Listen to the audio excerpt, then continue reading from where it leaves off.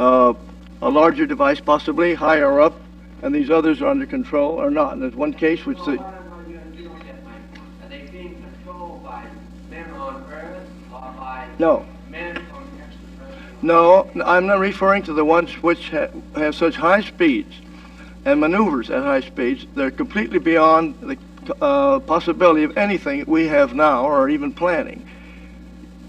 The speeds, and the Air Force has put some of these on record. There was one case that they never have explained. It was where an object, a very large object, was seen, was tracked by radar, and a number of small objects which were tracked 5,240 miles an hour from a B-29.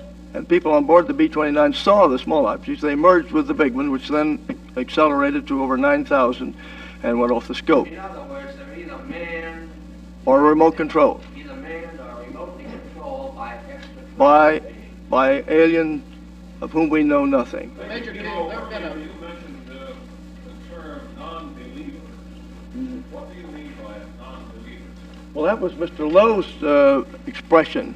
A non-believer would be someone who did not believe at all in anything connected with UFOs, same way I used to be, thought it was nonsense, complete nonsense. It took reading hundreds of reports and talking with hundreds of witnesses, many pilots and others, before I was convinced. In your mind, does it boil down then to the case of believers and non-believers? No, it doesn't. What it should boil down to is this: an open investigations, independent of any government agency. Maybe the government would have to provide some, but there should be some way of making it open so there would be no chance for charges of being biased, to find out what is back of this. Now, let's say that, all right, you don't have to prove the extraterrestrial answer, but here are reports that prove there have been devices under intelligent control, seen, tracked by radar, sometimes simultaneously tracked by two radar stations that get a fix on it. Now, one is often enough, but when you get two that confirm identically what is seen visually, that's a pretty tight case. Now, the Washington Airport case is one that has never been explained.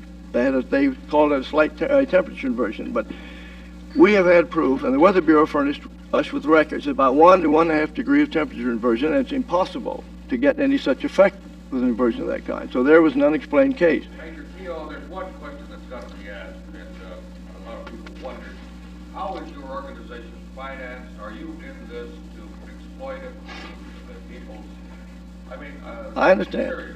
I know. What is going to become of the profits from the book, the flood? Well, how do you operate? Where do you get your money?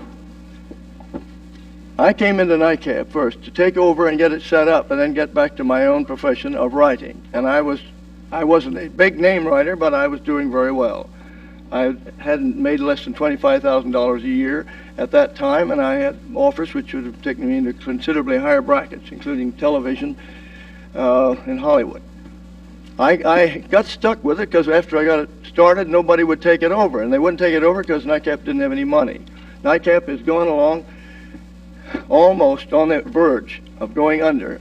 For all those years, we've been financed by subscription, or rather membership fees, $5, which is a very small amount considering all that we do, and sales of occasional publications. For instance, this Air Force project, Grudge and Blue Book reports, which the Air Force denied they had for years, and finally through the Moss Committee we were able to get it sprung loose and we published it.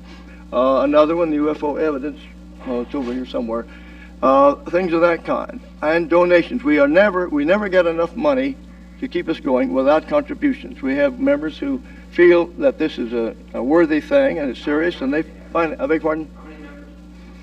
It's around 10,000 now, all 50 states and approximately 30 foreign countries.